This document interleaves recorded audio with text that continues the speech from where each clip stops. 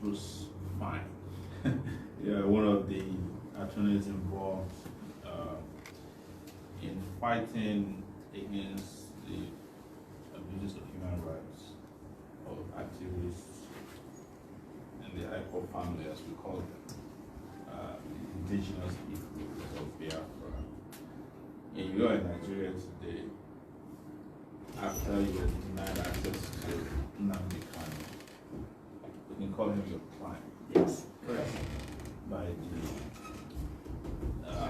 the department known as the State Security Services in Nigeria, but they self-style themselves as the Department of State Services. So we call them DSS as a result, but their real name is DSS.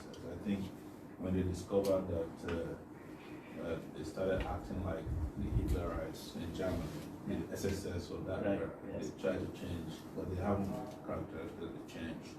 So what happened yesterday? Just tell people what was your encounter like for the first time when Nigerians saw with this major security behemoth known as the SSS. I'd like to begin by underscoring that we did everything according to the judge's order, which permits Nnamdi's lawyers to visit on Mondays and Thursdays. The order is categorical. It doesn't say we need to be escorted or, it's dependent upon any particular presence of the DSS at the facility. And adequate notice was given by Ejiofor that I would be one of the two lawyers to visit Nnamdi on Thursday to discuss his legal case, which has enormous ramifications, not only for Biafra and Nigeria itself, but internationally, since it involves, among other things, the kidnapping and torture of someone who's then later detained. So we drove to the facility, I did with Ejiofor. It's not all that, what I would call user-friendly. You see people carrying very, very advanced weapons on your way into the facility. But they didn't disturb us. We went and we checked in, as was proper. Didn't make any noise or commotion. We went and sat in a waiting room. Ordinarily, it's about 5 minutes before you're permitted to see the individual you're authorized to consult. And after about 15 or 20 minutes, a gentleman entered and announced, not very convincingly, that the person who was supposed to escort us down the hallway was on a special assignment, and therefore we couldn't visit with Nnamdi. Now, he didn't say that with much conviction, and moreover, the plausibility of that being true is highly remote. There was advance notice, days advance notice given of my presence with Ejiofor to speak to Nnamdi about his legal case. This is not something that happened at the 11th hour. And so you have to ask, why did he just make up, which is clearly a falsity, to justify denying access to Nnamdi Kanu? We're not talking about doing anything in violation of law. It's trying to vindicate the rule of law, human rights law, and his rights as an individual, and also the rights of all Nigerians in living in a state where the rule of law prevails. It's not just arbitrary tyranny. So this was a very, very important meeting to have. It wasn't to undermine any system of law whatsoever. And so we were escorted out of the building and returned quite dumbfounded that there would be such a brazen lie told. Because it's fanciful to say you have somebody on special assignment. There are literally hundreds of other persons there that could escort us to the detention facility. Yeah. It's not like you need high energy physics training to walk down a hallway, open a door. That's pretty simple, even for elementary school children. So I think that I have deduced, and I think Ejiofor would as well, that the Nigerians are frightened of the United States and me in particular. I've done nothing other than just argue law in cases. Indeed, you would think that the Nigerians now and the government struggling with restructuring, trying to evoke confidence that you can trust their pledges, whatever they are, in trying to revamp this dispensation, would be going out of their way to give confidence that they'll comply with court orders. This undermines any public confidence, Biafrans, Yoruba, anyone. Well, if they can just flout the law so blatantly, and without even embarrassment. Number one, the court order said nothing about being escorted. We were there according to the court order. And two, it wasn't even a good falsehood because it was so blatantly contrived at the 11th hour. But that doesn't mean we're going to be any less assertive in demanding the rights that Nnamdi Kanu is entitled to. In fact, all Nigerians are entitled to. We expect to return on Monday, consistent with the court order, and also suggesting to the court that the Nigerian government is in contempt. The order had nothing to do with people being on special assignment or not. We showed up. We didn't have any arms. There were nothing that we were doing that was disruptive or threatening, and they said no. So we're very disappointed that this looks another step backwards away from the rule of law and further earmark of the kind of tyranny that Nnamdi Kanu and Biafrans are revolting against today. And I say revolting not in the sense necessarily of doing anything more than self-defense, but saying we can't live under this situation. And an American whose own Declaration of Independence identifies grievances we had against King George III. You know, the grievances, if you look at one, no taxation without representation, those pale in comparison to the grievances of being slaughtered. You know, did people get designated as terrorist organizations? There's no hearing, there's no law, there's nothing. And all the occupations of any power in the government are all filled by Fulani. It's obviously that there's ethnic, religious discrimination ongoing. It's far more acute than anything that provoked our American Revolution. And so we have a natural sympathy for the ambitions and quests. It's not because we have any anger or necessarily hostility towards the Fulani. Hey, they're human beings like others. But if you can't mix together in any way that respects equal rights, then you got to build fences. We once had a very famous poet named Robert Frost, and he said, "Good fences make good neighbors. You know, good boundaries make good neighbors." And so we need to go back and think about, well, is it time to re-examine, you know, the sensibility and the honoring of human rights, the right of self-determination, by questioning the boundaries that really are nothing more than a legacy of colonial powers in Europe that didn't have a clue of what they were doing when they drew the boundaries and didn't have an interest at all in the welfare of those whom they were ruling over. They just drew laws everywhere, you know, in Paris and Berlin, whatever, and said, okay, those are the boundaries. Well, you can always renegotiate boundaries, and they say it's not novel. We recently witnessed in 2011 the South Sudanese, with a referendum, voted to secede from Sudan. Now, it doesn't mean that everything is perfect, but at least you don't have the conflict that was ongoing previously. And even before then, the United Nations organized a referendum in what was then called Southwest Africa, now Namibia, to basically secede from South Africa. So these kinds of secession movements are not unusual. In Great Britain recently, Scotland voted as to whether they wanted to secede. In Canada, Quebec voted whether they want to secede. These are fundamental rights of self-determination. And there's nothing that is treasonous or antithetical to democracy about having this kind of referendum determining the boundaries and fate of countries. You know, the international system is a lot like a petrified forest that never changes. It does change, and it should change in response to claims of justice. The U.S. typically would have active position on the issue of Biafra agitation. But the U.S. has been unusually quiet, you know, in terms of international policy on Biafra. What do you think is responsible for that? You've been a high-level U.S. official before. What's going on? Well, I think after 9/11, there was great ambivalence in the United States about any group that was called a terrorist organization, no matter how fanciful. And it wasn't just limited to Nigeria. Sri Lanka, and even in the Uyghurs in China, that was the tactic that the international community knew would get the United States to be worried if they identified any group as a terrorist organization once we declared war everywhere in the world and in the galaxy against terrorism. And I think that the United States, because it said that Boko Haram is terrorist, we need the assistance of the government to fight the radical Islam, and they don't really understand, you know, Biafrans are largely Christian, you know, there's nothing radical about, you know, their history or anything of that sort.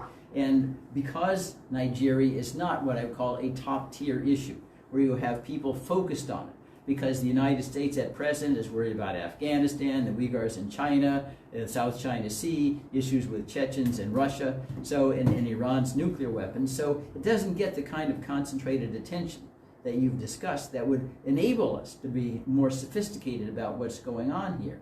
And that's why I think the Nigerian government were kind of frightened of my appearance, because in some sense, I'm here as part of my role to surface and internationalize the plight of the Biafrans, indeed all Nigerians living under tyrannical government. And that's what they worry about. They think they can obfuscate enough and then push it into the back burner area and say, oh, we're fighting terrorism, so we need weapons to fight terrorism, even though the weapons are diverted to killing civilians.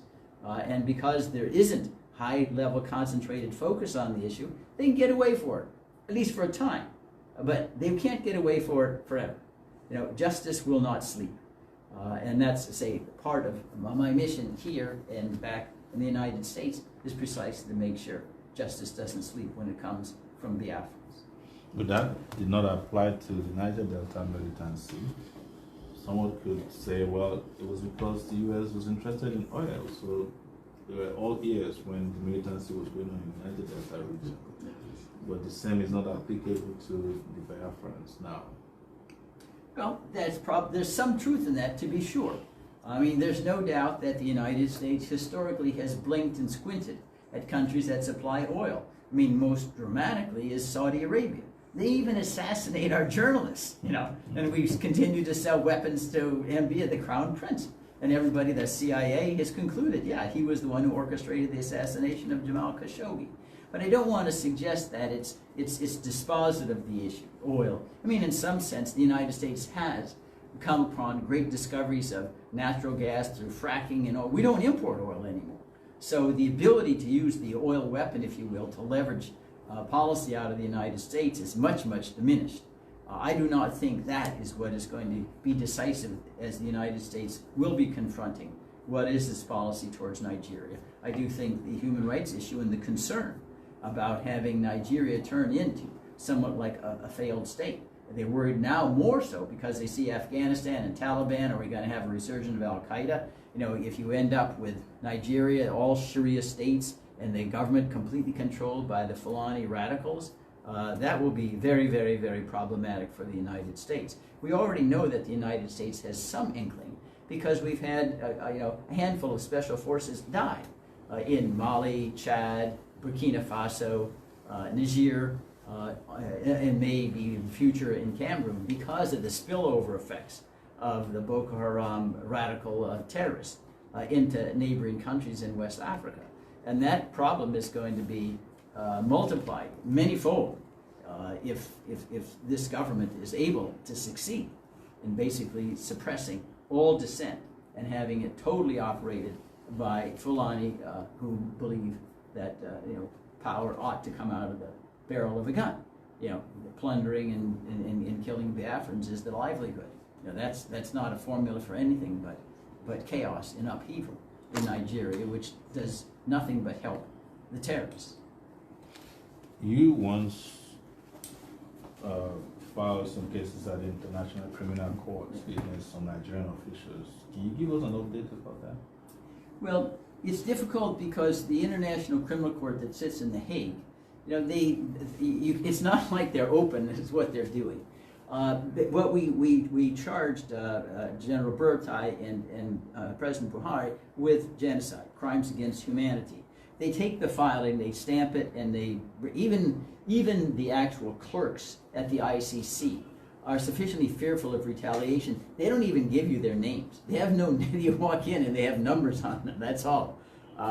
So we just know that our filing was not the sole one charging the leadership of the government with genocide. It's an ongoing investigation.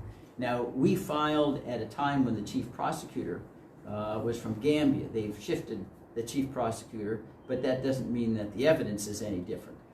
We will be alerted, but oftentimes I say there's difficulty because the government that's charged with these crimes doesn't cooperate. You had something very similar in Kenya, where the president of Kenya was intimidating witnesses and the case kind of went away. because he couldn't get witnesses to testify. So that's what makes the need, in my judgment, beyond the International Criminal Court. And I don't want to sound boastful as an American, but if the United States doesn't get involved and behind it, it's not going to happen. It's as simple as that. We basically have all the cards right now because we have leverage with financial aid, humanitarian aid, weapons, the ability to send the military anywhere. And that's why it's critical to get the United States on board and alert to what the danger to U.S. interests are if Nigeria ends up as a haven for terrorists. I mean, remember one of the most famous terrorists in the United States, Abdul Muhammad, he was a Nigerian who went and he was radicalized. He flew to Yemen and then he was trying to blow up an airplane on Christmas Day. And he was caught by a passenger. So we have first-hand experience in the United States with the possibility of terrorism blossoming, if you will, in Nigeria, in creating a direct danger to our own citizens. You also have taken up the role of ensuring that Nigeria doesn't get sold more weapons from the U.S. They already had delivery of about 6 Kanu jets, and I think there are 6 other ones on the way.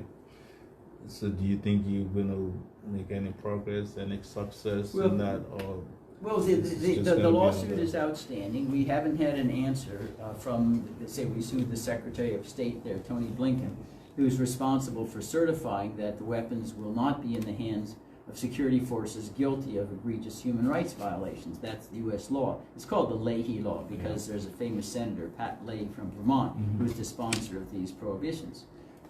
We haven't received an answer yet. They still have time under our federal rules, but we're also working in Congress at any time, irrespective of what the executive branch decides. And remember, this was a decision made by President Trump, not President Biden. He's President Biden, unfortunately, because he's got other things he's preoccupied with, I think has permitted this sale to move forward, even though at a slower pace than otherwise. But Congress can ban, the sale at any time and demand the return at any time by statute. There, I think we have already made approaches and overtures. Chris Smith of New Jersey is very, very concerned about the human rights situation in Nigeria. And there is also a considerable portion of Christians in the Congress who are very worried that the Biafrans are the most persecuted group of Christians on the globe and have spoken out against the genocide for that reason. So it isn't just the lawsuit, but it's created an interest and sparked concern in Congress because it surfaces what otherwise would go under the radar screen, which is what Nigeria wants. The more we can get sunlight on what's happening, the better it is for human rights for everyone, so to speak. And I say that's what's, it's disappointing, but speaks volumes that it's obvious the Nigerian government is trying to suppress, all the evidence, which is almost a concession. They know if sunshine was cast, it would be very unfavorable to them. So another point is Nnamdi Kanu kidnapped practically from Kenya. Surprisingly, the international media is quiet about this. What do you think is responsible for that? This is not this is a kind of atrocity committed, by state or non-state actors that would normally attract breaking news headlines all over the world, but not much is heard out, about that outside of the Nigerian media locally. What are you doing about making sure that this particular part of the story is told to the world? That a citizen of the UK, not the Nigerian at this point, is a dual citizen, but he was carrying a UK passport, gets kidnapped from his base in Kenya, probably drugged, and flown, with an unmarked plane outside of Kenya to Nigeria. We just found out one day that he's here. We don't know the second. Nobody can tell the full story. Do you have something to tell those who are watching what really happened? Well, I think there are a couple of explanations, if you will, not justifications. One, you have to remember that in this globalized community, the Nnamdi Kanu story is competing against literally volumes of other stories that are capturing attention. Say, the evacuation of Afghanistan, it was like 24-hour news for a whole week, and we will continue on until all the evacuations of those who were, in some sense, siding with the U.S. during the war. And we have articles every day about China and the Uyghurs there, and excluding goods made with forced labor. Anyway, I could recite a whole litany of other news stories, and you got to remember, you're competing with all these other stories. A news angle is just something fresh. But that's not the sole explanation. I think also that it is very important, because the news media is like other organizations. You got to push and shove to get something before them. They aren't going to naturally gravitate and undertake on their own initiative things that the reporters or that they don't know about. And I do think that it's an important component of us here to reach out. I've reached out to the Washington Post reporters, and we got a story about the Super Tucano lawsuit for that reason. But you have to have an outreach media effort. Otherwise, unless the story is a nuclear bomb or something, it doesn't get into their radar screen.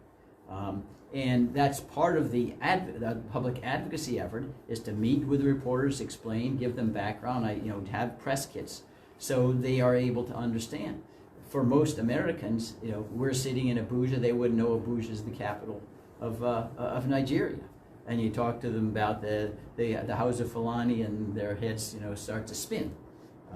So part of our role and obligation is to educate in a way that is understandable and digestible by our audiences there. And that's another thing that we need to remember in this whole campaign. The human mind reasons by analogy, and if you're speaking to an American audience, you can't say Python Dance 2 and they'll understand what it is. You have to say, oh, it was like the Battle of Manassas in the Civil Wars. Oh, okay, now I get it, because we do have an American audience who knows what a Civil War is about. So it has that kind of skill that enables you to penetrate the otherwise different histories and cultures of the two nations. And that's an important ingredient. Not the sole one, of course. But that's, and news can sometimes be very flukish. You remember a couple of years ago, there was a social media event about the Lord's Resistance Army in Uganda, and it just went, it went viral. Nobody really knew why. And then it stopped, and now it's off. No one's read about the Lord's Resistance Army for 2 or 3 years. You don't know what's happening. So those things also, we don't have real explanations for, but we need to be always out there with a story to tell. So when the time is right, it does able to take off in the news media, the social media, and otherwise. While you're here, supposing the Nigerian government invites you to a meeting to say, hey, let's talk about why you're here, would you be willing to meet with them? Of course, I'd meet with anybody interested in the rule of law. This is not about vengeance. No, justice really is international, and everybody recognizes the right to self-determination, to due process. It's universally condemned. Torture is extrajudicial killings.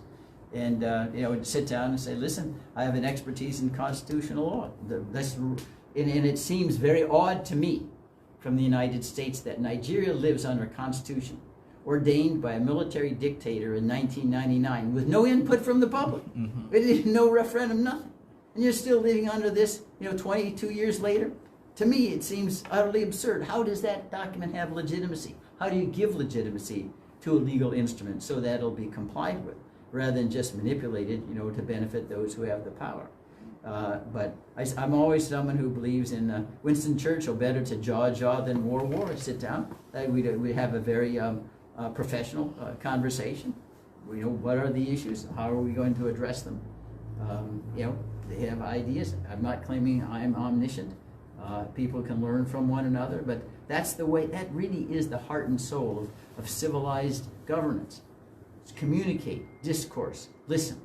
Nobody should believe that they might not be wrong. I could be wrong, they could be wrong. That's why we need to talk it out and see whether we can come to some consensus as to at least the optimal way to deal with inevitable differences between people. So, apart from Nnamdi Kanu, there are a lot of Biafran activists or militants, as the Nigerian government wants them referred to, who are detained all over.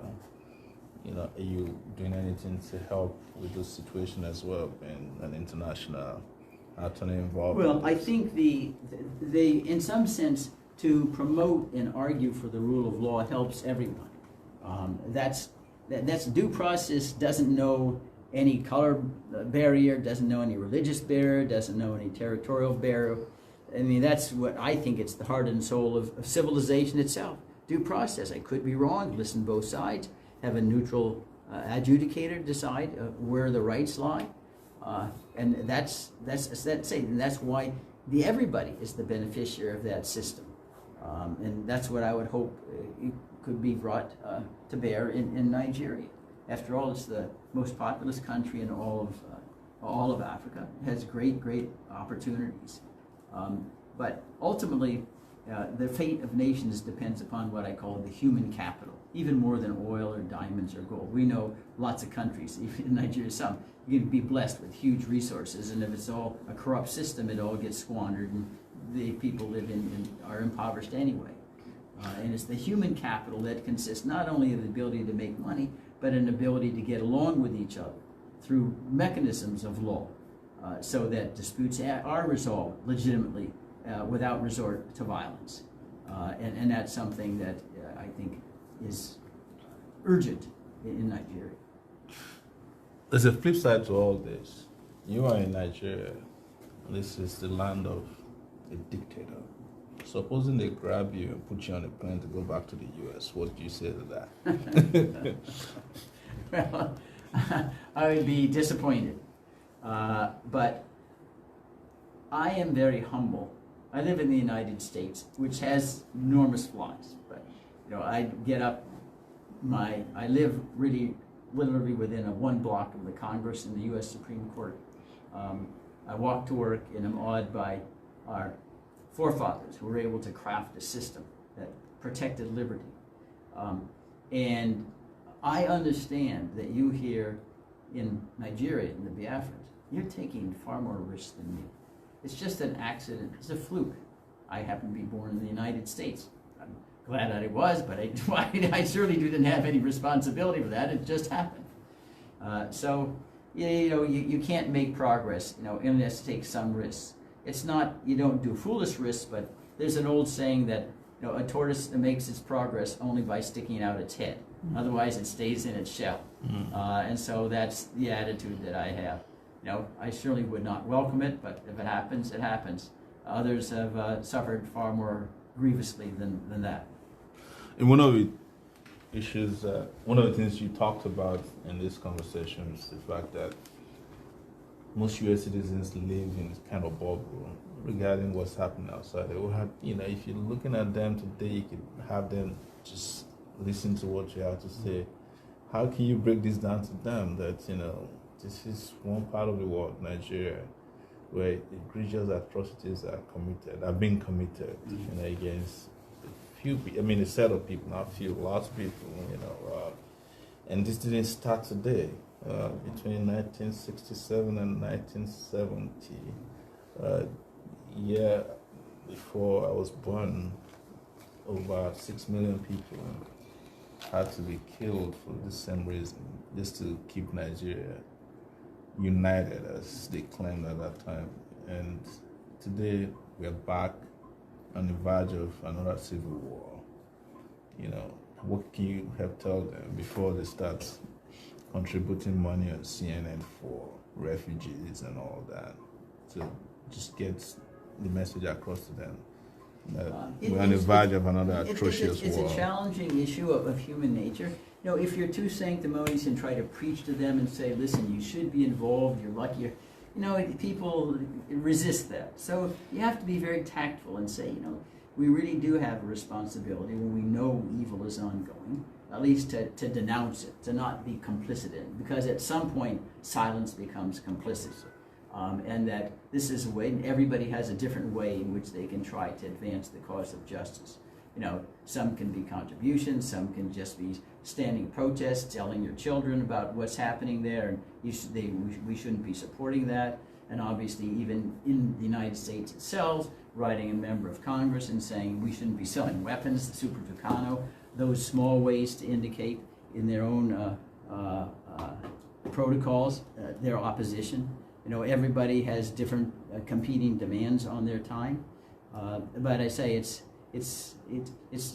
requires tact. You can't come in and preach and tell them, okay, I'm Jesus, I'm Moses, I'm Muhammad, and you need to do X, Y, Z. That's going to work.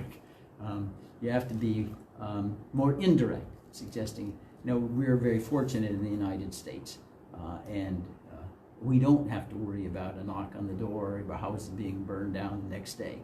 But that's all the more reason that we ought to be concerned with the plight of others who do confront those kinds of dangers. And this is, you'll feel better for yourself that you helped the world become a little better place. We have our architect of the Constitution, James Madison, he said that the end of civil society is justice. That's why we have civil society, is justice. So we all need to be engaged in that particular quest as at least part of our vocation between ashes to ashes and dust to dust.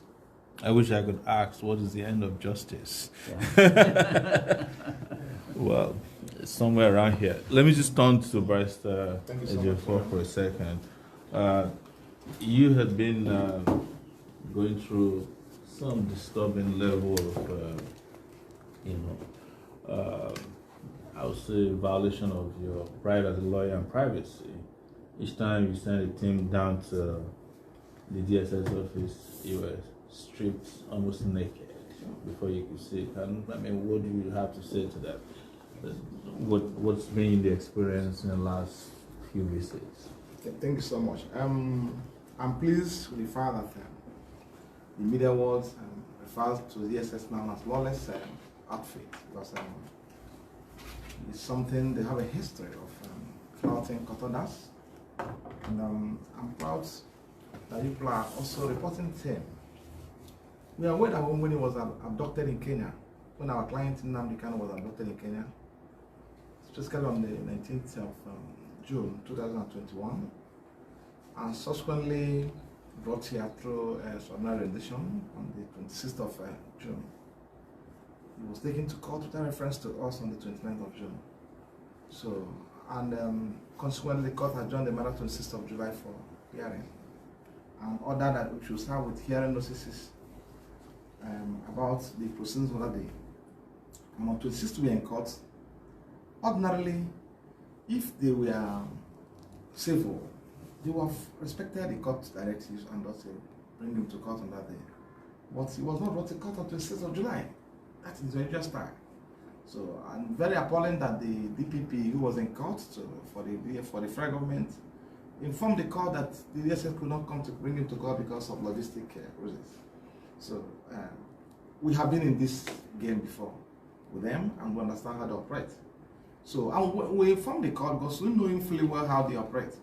Now we need an order of court on the guideline for visiting him pending when the matter is before the court again. And the court made an order that they should allow the lawyers access to him and also relatives access to him. Consequently, adjourned to the chambers for further understanding as to the guideline that will guide the operation of the visitation. So during the chamber sitting, it was before the DSS was also represented by one of the operatives, who is also a lawyer. The federal government was also represented by DPP and also a counsel in the matter, Labaran Tribal. I was there, and two of my colleagues were also part of us. We have an understanding as to manner in which he will be visited, and that becomes an order of court. It was agreed that we'll be visiting him on Mondays and Thursdays between the hours of 2 o'clock to 4 o'clock in the afternoon. At that point, it became an order of court, the manner in which he will be visited. So DSS has no right whatsoever of ours to determine the manner in which he will be visited after the court has given an order. Then we went to court to visit him in line with the order of court. We had denied access to him. We went back to court 5 and 4 to commit DG of SSS for contempt. And when they were served with the contempt proceedings we initiated before the federal court, they quickly called us to come and see him, because they understand the implication of that. We went back to the SSS, and then also altered the order, the terms of the order of the court, by stating that we should be notifying them in advance as to who is coming and when we are coming. We have no problem because our interest is just to guarantee his safety. For the meantime, he'll be in the custody of the SS. So we told them that we should notify them in advance. So several who have gone there on this visit. We don't think we have much issue with them before now. So, and also before Mr. Bruce arrived from US, I notified them that he will be coming. It's Saturday. Mr. Bruce is a non-constitutional lawyer in US, and he has been IPOB lawyer for so many years over there, and also personal counsel to Nnamdi Kanu.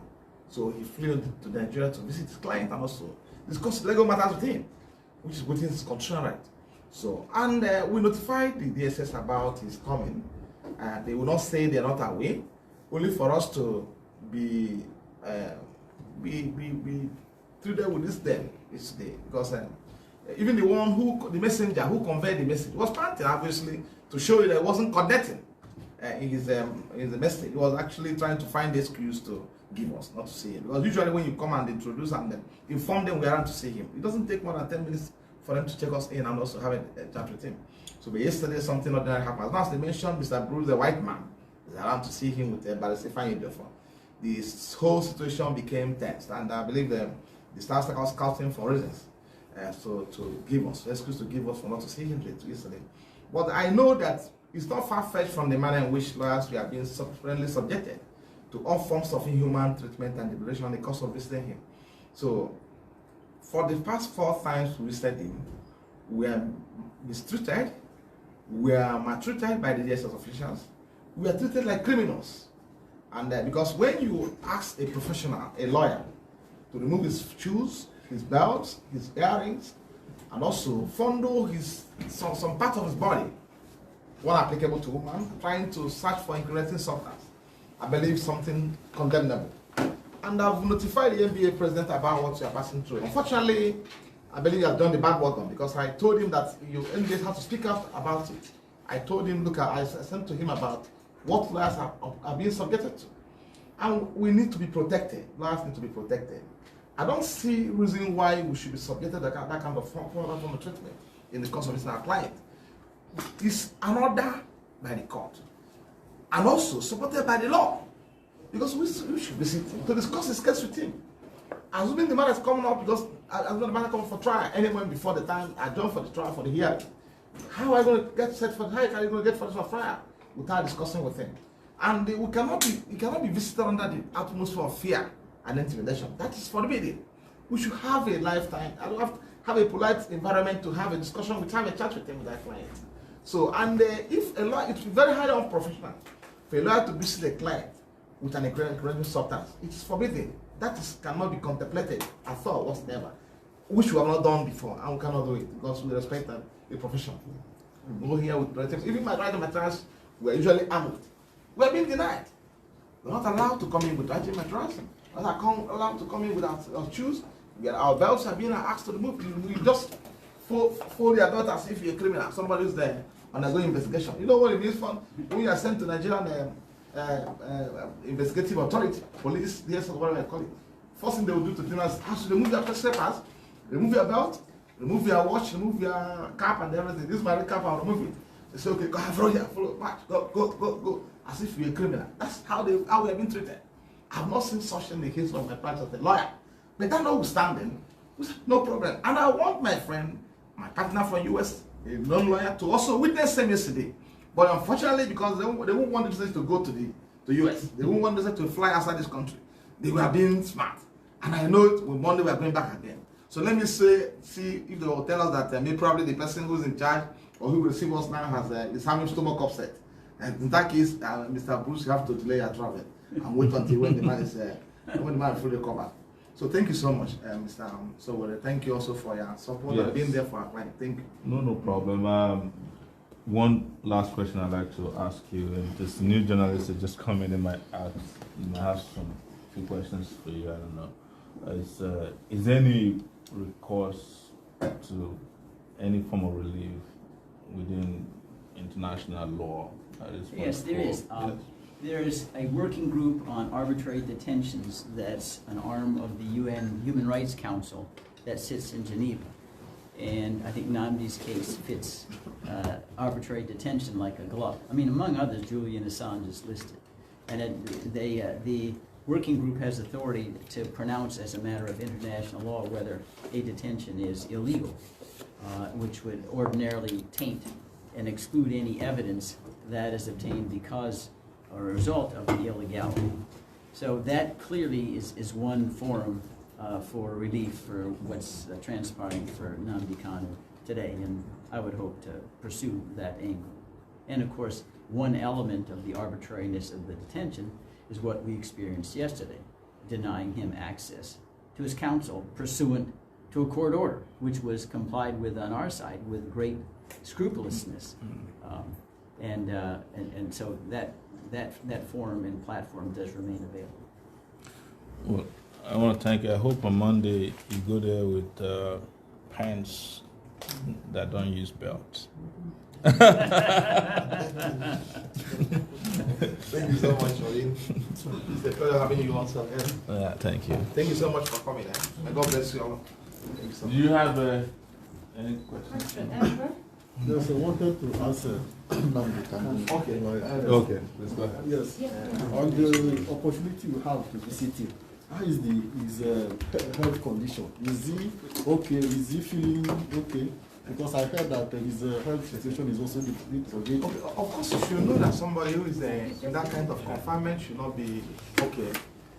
So it's commonsensical. And apart from the fact that he was subjected to all forms of inhuman treatment and degradation while he was arrested and detained and abducted in Kenya, we are fully aware he was taken to another destination where he was tortured and he was beaten and also inflicted with severe pains and injuries before he was smuggled into Nigeria by the extraordinary expedition.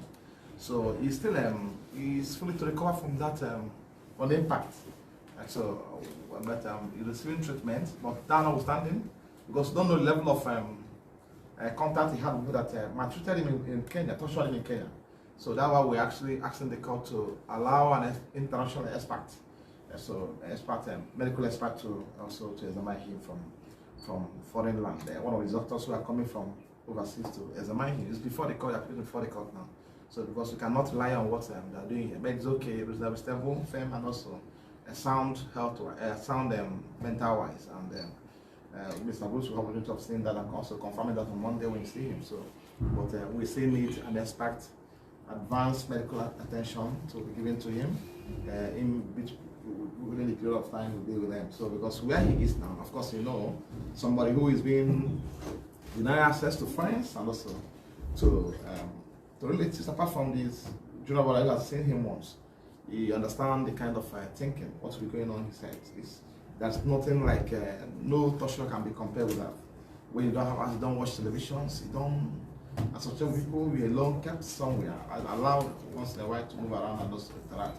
I don't think is a mental torture, which I believe should be more grievous than even the one somebody who is hospitalized. Because when you are in the hospital, you are talking with people. But in this case, you are not allowed to have contact with somebody. You are there apart from when the lawyers come to visit you. So he's being subjected to inhuman, to mental torture. And I want the authority to understand that part, that he's being tortured today as in the actual sense of faith. So, and I also made it known to the world that he cannot stand trial while being detained in DSS. That cannot happen because we cannot effectively defend him and also interact with him and get his brief under this kind of environment. It can't happen. So of course you have witnessed what part of what we are saying, and I believe by Monday you see the rest and also confirm to yourself. Let's see how it goes. I may not go further on this because we have other strategies to adopting in court that will assist our case. So thank you so much. I know I've taken to your question. Yes, thank you, sir. Thank you. Sorry. I know you said this before, but we came late. Just briefly, just tell us how you were treated when you visited your clients at the custody of the DSS. Briefly.